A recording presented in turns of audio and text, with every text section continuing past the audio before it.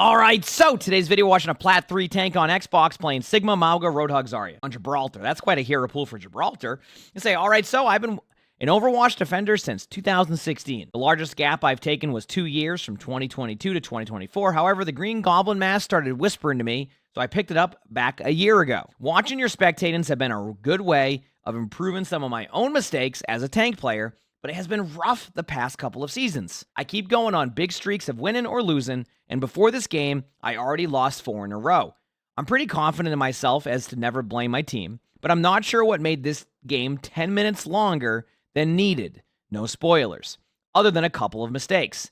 The worst part is my teammates were talking a bunch of trash in the match chat, which came back to bite us pretty bad as the game went on. They were hyping me up too, saying tank diff, so I felt like this game was going to be a steamroll. I also feel like my stats were too buffed for me to have been the only problem. But don't hold back, and please let me know what I did wrong this game. Thank you so much. So it sounds like we have it's definitely one of these VODs where it's not like an ego VOD, but they're going to be playing well and they want to know what they're doing wrong. And I think that's kind of the vibe we're going with on this one. Is everybody was saying they're playing so well and their stats are doing and this and that. So let's see what was happening in this game, what they can improve on, how they can win games like this. Or sometimes in Overwatch, you just have games where you play extremely well and you don't win, and you know what happens? You'll play a game where you don't play extremely well and you'll win, and that's the trade-off. So sometimes you'll lose the game where you pop off, and you'll win the game where you don't. Here we go. Let's find out. Support line to start is Mercy Zen. That's fine for Sigma, since you're a little bit more self-sufficient, not from a healing point of view, but with your shield and cooldowns. Rock. I cannot believe you just rocked that Wrecking Ball off the spawn. That Wrecking Ball is probably so confused as to how they got the rock there. It's because you threw your rock too high. But hey, it works, right?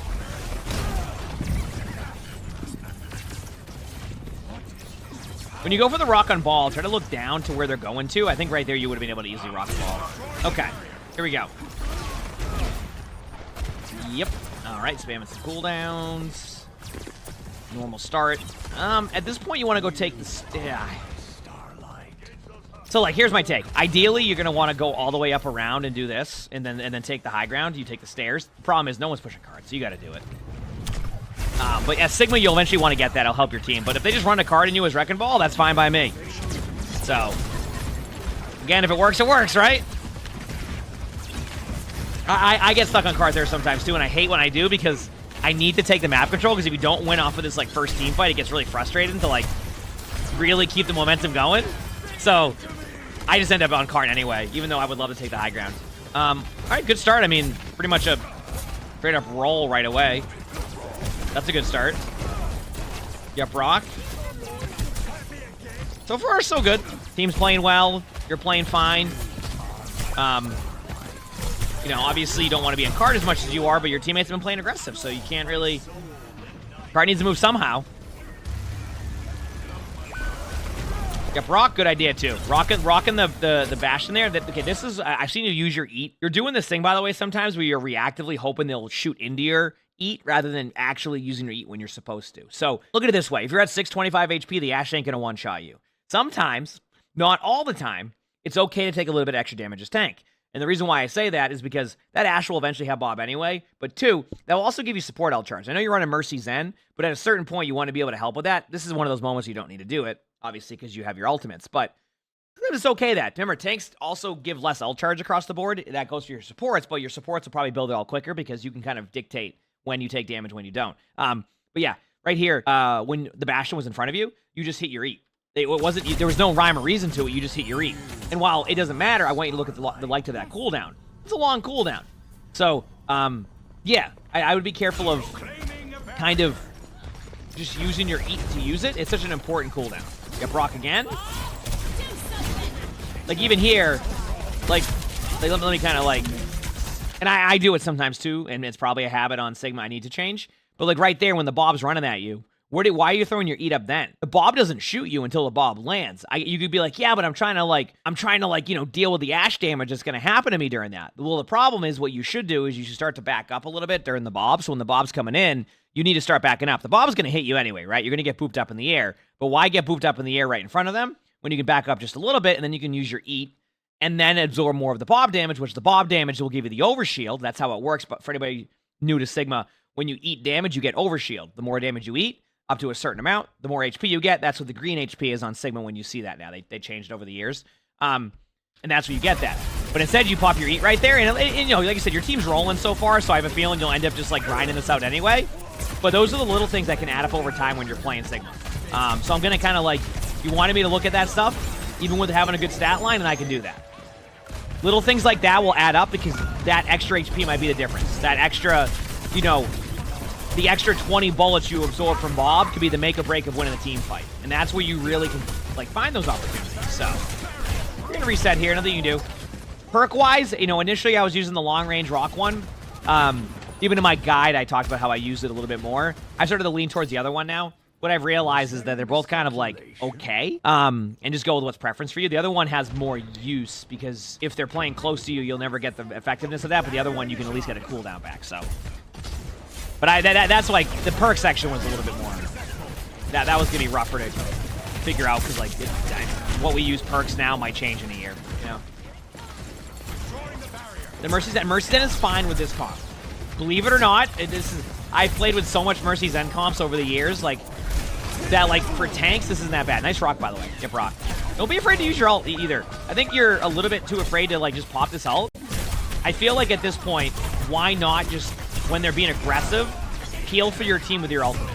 I think sometimes people miss that one, where, like, peeling for your team is, with the ult can be effective. Why is there an Ashe in front of you? You got ult now. Yeah, you're waiting too long. And I can't tell. Listen, if you're waiting on them to, like, use beat or something, like, I'm gonna be real with you. And this could be a difference in philosophy.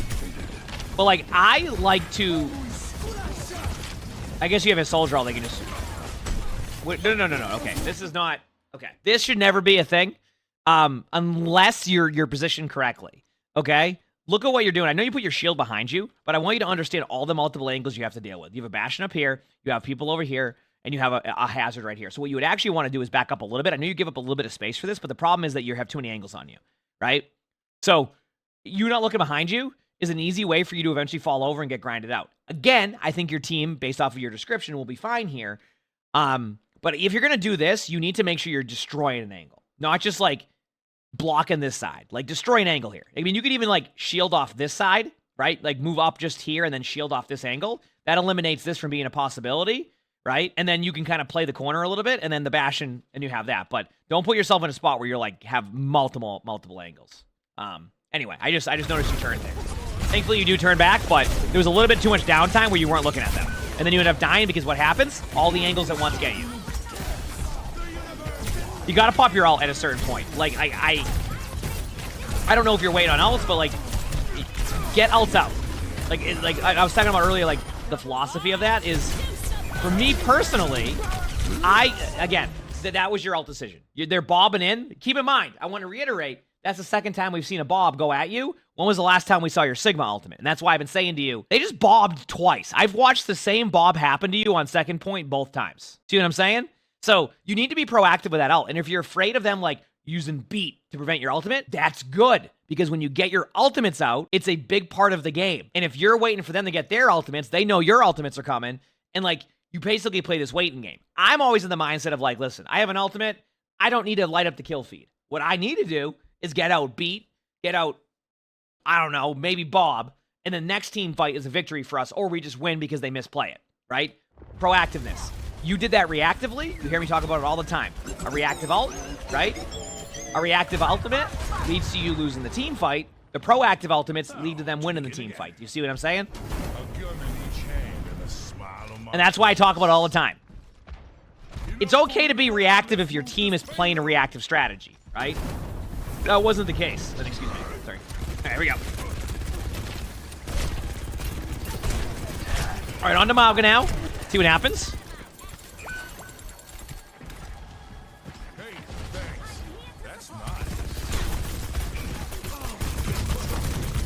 Go.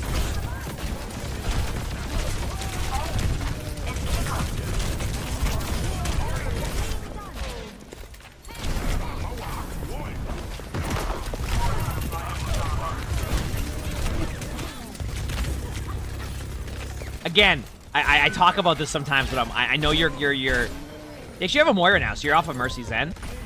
Remember, your supports want to heal you. It's okay to take 1 extra second to get healed up. Just a little bit more. Remember, like, get you back to your armor. Your armor's important. Things like that. Mauga swap was good, though. Worked out.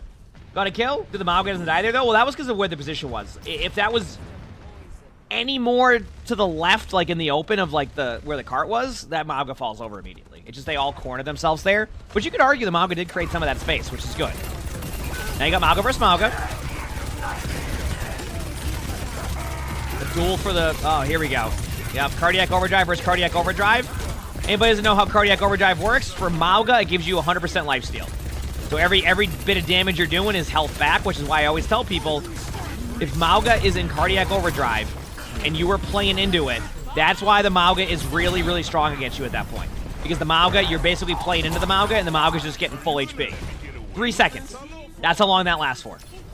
You wait 3 seconds, and you're going to be in a good spot. Pop your ult. Pop your ult. Pop your ult. Pop your ult. Pop your ult. Pop your ult. Let's pop that ult. Let's hit that ult button. Let's pop that ultimate and we get a chance here. You want to pop that ultimate because you have such good map control. You want to pop that ultimate. There you go. Okay, let me ask you a question. Let me ask you this question. What is your hesitation on ults? Because so far I've watched you try to save your ultimates in these moments. They are running back to point you were playing Mauga, okay? You're like, yeah, but like they have this and this and this. If you pop your Mauga ultimate there and they try to beat them in the ultimate, guess what? The shield blocks it. You go, yeah, what if they go into it and use beat? Guess what? They're inside there now and they can't escape. Do you see what I'm saying? No matter what, this is like a really positive ultimate if you just use it on the point, right? If you just use it on the point, right? So instead you just sit there and you use it like after you get a kill. You're like, okay, I can't use my ultimate beforehand because more proactiveness needs to come out of like the way you're playing this and it will go well. I'm telling you, being proactive with your ults can lead to very, very good results because the other team has to react. Good attack though. Now you're here on the high ground. Careful of the rock time, and I talk about that sometimes where I go for a rock from the get-go and I almost fall over. But look at your overshield though. See, remember I talk about overshield? Look at all that green HP chat. See what I'm talking about? You eat a lot of damage, look at that. That's some good shield, and it decays pretty slowly. See? It's on a quick decay on that overshield. So if you get that shield rolling for a bit, especially against the Bastion, you're in a good spot. Here we go. Playing here, by the way, this is a good way to kind of show strategy on this one. I actually like playing here. I also think that it can depend on rank and like how your teammates play with you. I love playing this corner as a tank. The reason why you play this on the corner as a tank is because like there isn't really many advantageous spots for the attacker to really go for you. Like if you're sitting here, where's the one spot you go to? Players default to this, but that's not the play. You have to go here and take this angle. The problem is if you have any of your teammates paying attention from this angle, which they're not, hence why I say based off of the rank, because I think there's a little bit less high ground play happening here. What's going to happen is normally you'd have an Ashe or somebody sitting up here, so when they take this angle, it's all good, and then you get stuck here. Eventually, they will start to, like, really go for you. Well, you 2-3 minutes off the clock is great here at this corner. Then you just back up. You have a health pack here if they start really over-pushing you, and you can keep backing up, rotate back up to the stairs, and so they get cart control, but you're back here, and you're in an advantage again. So the starting spot actually isn't bad, and it's something that I've been doing more and more as a tank now, especially there, but your teammates aren't necessarily set up in the right angles, so I'm curious to see how it goes overall.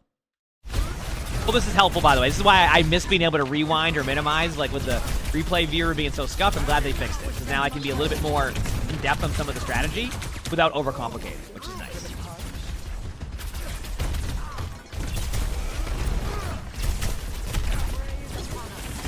There you go. Okay with a little bit of shield there. Now play corner, play corner, play corner, play corner. The reason why I want to play corner is you want to get your cooldowns up, right?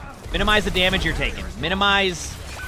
you know, when you use your cooldowns. You definitely don't have the best cooldown management, and I think as Sigma, it's one of the most important parts of Sigma. So getting the mechanics down is great, but, like, you really need to start to figure out these cooldowns. Like right now. Like right there. Let's talk about this, right? You ready for this? I'm gonna show you something. All right, they Bastion out you. All right, here it comes. Here's the Bastion out. All right, boom. Right? Backing away. Okay. You know that if you put your shield in the direct center of that, it will block the whole ultimate? Or block the ultimate for your teammates?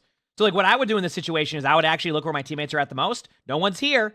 No one's there, right? So what do? Throw your shield right here in the middle. That's going to basically cause a line of sight issue with the ult, and it won't do anything. Same reason why if you're Zarya and you just stand there, it'll see how it has the direct center where the mass amount of damage is, and as it goes out, you just stand there, right?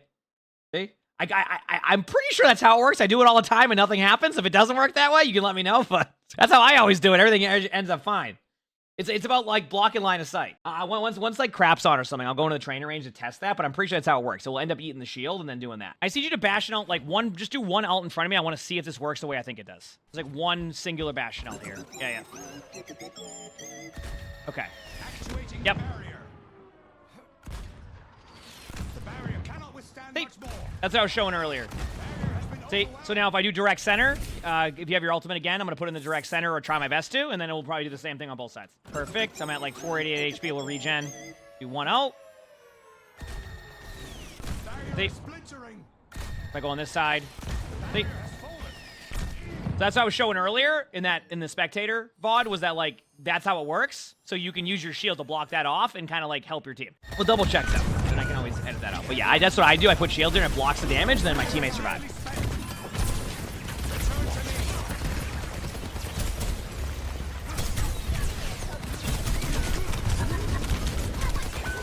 Ramondra's shield should be able to do it too, yeah. For some reason, you can eat the ultimate too.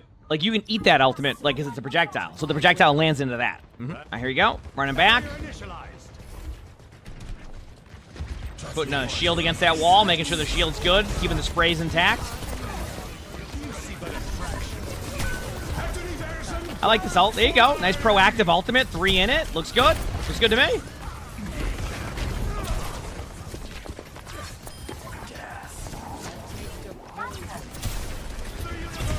Yep.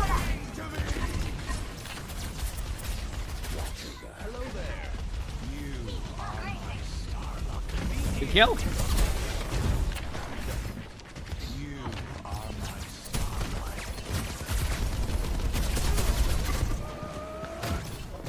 Okay, launching. Again. You're not even playing cover, like you're playing in the middle of the open. Like that D.Va ult, normally you'll be able to just either shield it off or play corners. Again, try not to stray to the middle of the open like you are. This is where you're gonna run into position issues and you're gonna end up getting caught out. Playing corners is huge regardless of the rank. You're dead. Yep. You're sitting in the middle of the open. They're bound to kill you there if you don't play corners correctly. Like, playing around here when you spam, right? The reason why you play at this angle and spam is because you can back up to this doorway. That D.Va ult doesn't get as much value because you can back away before it even explodes, right? So you just go over here and then you're good. But now you've swapped to Zarya on second point Gibraltar, which is an interesting swap. See, sometimes when I do swaps, I look at more of the overall, like what it will do for the team, right? And like what the point's like. This one reads to me as, oh, they have a D.Va, I must go Zarya. That could work. I mean, Zarya's good right now. It could work.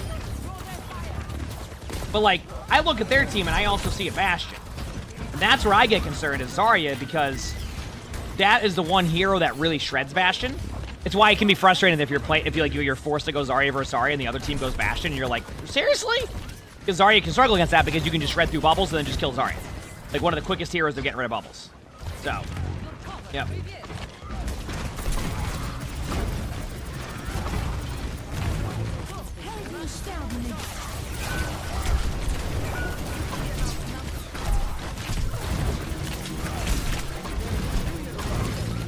Yep, they went Rhine, so you went to counter swap. You went to counter swap, and then they counter swapped you. Now, if you're asking me what hero I would have gone there, D.Va. I know that's going to sound surprising coming from me about playing D.Va, but like when I look at their team comp and they're running that, you know, it's second point Gibraltar, I want to go a more mobile hero on a retake, right? I look at what they have. They have a Bastion. They had a Soldier at the time. Like, they're not running this comp that's like, they're running like, you know, Zarya sim against me and I can't do anything as D.Va. They're running D.Va in that comp they have. So you kind of, because you're going to probably grab this too, right? Yep. Now it's grab time. You got to grab, right? But truthfully, you don't want to grab that. Now, maybe your Reaper clutches it and your Mercy gets a good res off and all of this. Or maybe you just ended up wasting your ultimate.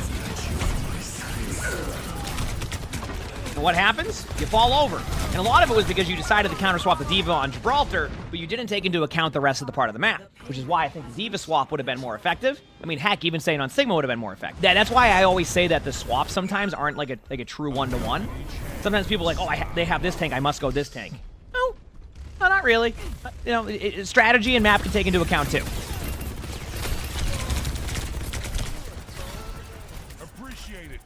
How do you play against Zarya and Ryan in 6v6? Just count the bubbles on Zarya because it's a lot easier to track bubbles in 6v6 and 5v5.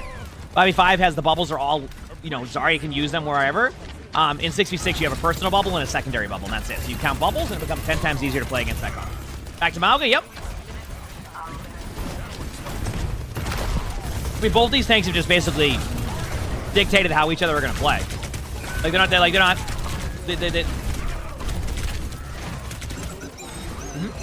Yep, middle of the open. I don't mind you going for the Bastion, though, because you didn't know the Bastion was there. You might be able to trade out, but that's even a toughie.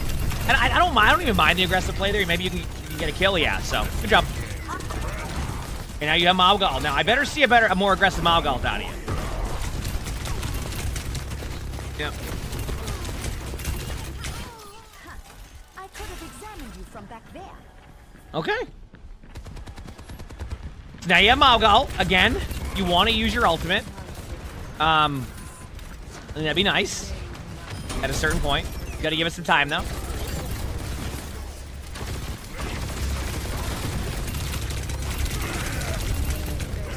Pop your ult. Pop your ult. Pop your ult. Pop your ult. Ryan shield's low. First, you can res that if you don't play too aggressive. All right, you want to be a little bit more up there. You have one of the best ultimates in the game right now. One of the best. Obviously, you know, there's still a couple better ones, but this is the longer you wait, the worse it's gonna get for your team. Okay, never mind. You know what? I'm gonna recircle that on this one. I didn't even recognize that the Reinhardt didn't end up getting the res that the Mercy had right here, and then they ended up doing that. So not ult in here. After that's fine. Just going back on that one. You're good. But if you don't ult in the next 10 seconds when they get around the corner, that's gonna be a problem. If you back up, that's gonna be a problem. Thankfully, your Reaper's getting kills. Never mind. You're good. Your Mauga fed. What's up?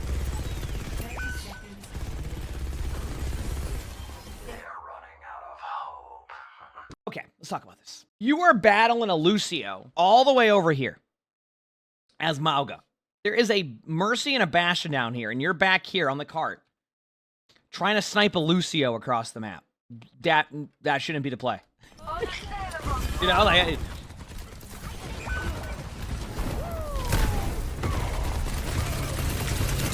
Now you go in there. See, this is the...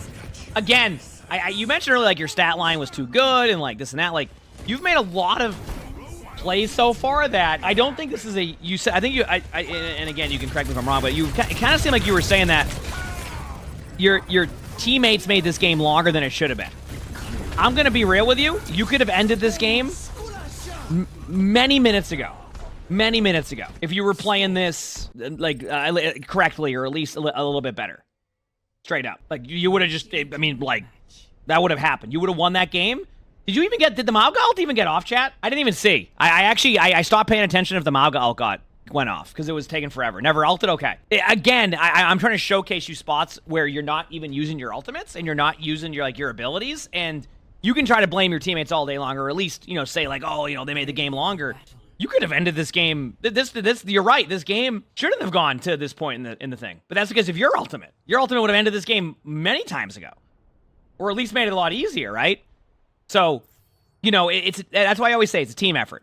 I'm sure your teammates have had moments where they haven't played as perfect either, and that's what happens. But this has been a team effort for sure. I always say that. Yeah, you don't want to save you don't need to save your ultimate for 5 people in it. You use it to win team fights. That's it. Whether that's 1 a limb or 5 a limbs, as long as it wins a team fight, that's what matters. Or if it gets ults out. Sometimes you need to trade ultimates, right?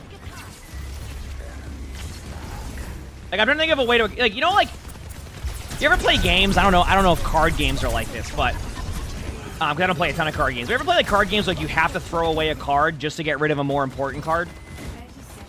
Like you have to like you have this really cool card, or like, so I'm trying to think of like an example. But you have to play it because if you don't play it, you just get destroyed by it. That's why sometimes, like, you have to be willing to give up your ultimate to get out other ultimates that will lead to a victory. Right? So, like, sometimes, like, that's just the strategy part. It's like, yes, I want to get 5 with my Mauga ultimate, but, like, I need to get out the rest of their ults, otherwise we're going to lose. Good job here. Good start by your team. Obviously a great defense, you know. Card still got to a pretty tough spot, but overall good. So, I'm just making that out. Like, yeah, you want to trade. Exactly. Yeah, I mean, you say it happens in chess. That's another example, right? Exactly. So, like, that happens in Overwatch with ultimates, too. Obviously, you want all your ultimates to get value, but sometimes you just need to pop an ultimate to get ultimates out. And that's why I want to get players more in the proactive mindset. Reactive's fine. Again, if your team agrees to the reactive's playstyle. If your teammates want to play back and you're all playing reactively together, you might have a better shot than a team that plays reactively and proactively at the same time. So I think for you, I think most of us have seen it. You just save your ults for too long and you don't play the correct position, and so you put yourself in spots where you feel like you're popping off, but in reality, your team is using all their resources to keep you alive, and that's why you lose the team fight. So, you know what I mean?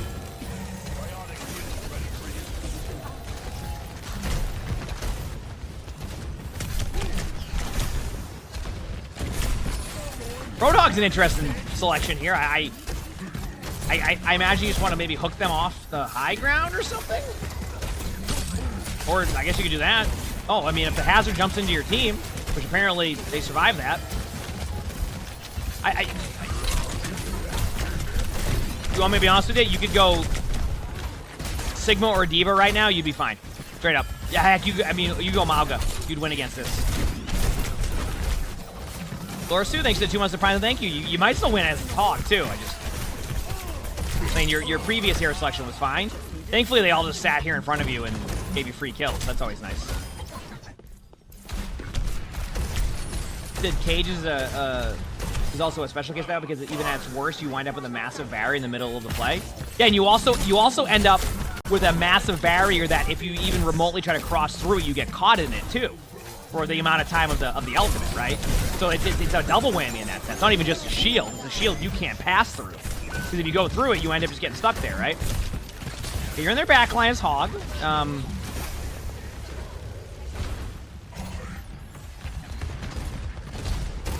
There you go. I would ult the Mercy if the Mercy goes for res. Okay. Ended up being fine. You didn't do that because your teammates died to a Pharah ultimate. Ooh, what a pig pen. Okay, regroup, stop. Just stop for a second, just wait. Around the 11-second mark, 10-second mark, you want to start moving in. There you go. This is fine, as long as you were moving in by then. That's all I want to see. I just don't want you to get... Okay. Dude, that's not even the Mercy's fault. Pop your ult. There you go. Just pop your ult.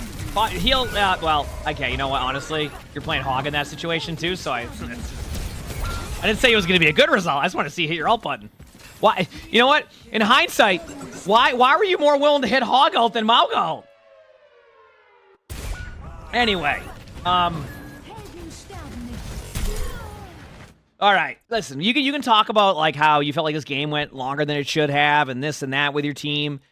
I'm going to be real with you. I think that you still have a lot you can fix and work on, which is good. That is a good sign when you're getting better at games. So let's start working on two things. Again, you're getting hit with the position and advice. A lot of the time, you're straying towards the middle. And when you're in the middle, you're getting hit from every angle. You're taking all the extra damage. Your supports are more obligated to have to put all their resources into you. Eventually, your teammates can get grinded down. Number two, let's start using those ultimates. You're not using them. You're saving them for like these perfect moments that are not coming. And then when you use your ultimate ends up being worse because you wait so long. If it's a guaranteed kill and you win a team fight, go for it. If it's going to get 3 ultimates out because you know they're going to overreact to it, go for it. That's how you're going to win these games. But if you sit back and you wait and you wait and you wait and you end up being reactive, that's how you lose a game that you think you should win. Proactiveness, good positioning will lead to good results for you. Mechanically, you had some good moments. So let's start with that, all right? Start with the mechanics. Not the mechanics, the positioning, and working on your ultimate usage and your cooldown usage. You use your cooldowns way too frequently on Sigma. It's all about timing those cooldown rotations and making sure that you use them for important cases, all right? You do that, and I think you'll end up in a good spot, all right? You got this. You absolutely got this. If you like the video, make sure to hit the like button, subscribe to all the YouTubes. If you haven't, leave a comment. All that helps. You want to submit your own spectating, look in the description below. That's where my Discord is. We also record these live on stream. You can see the Twitch chat below the webcam. Also stream on YouTube, so stop by if you haven't. With that being said, I hope you all have an amazing day/night.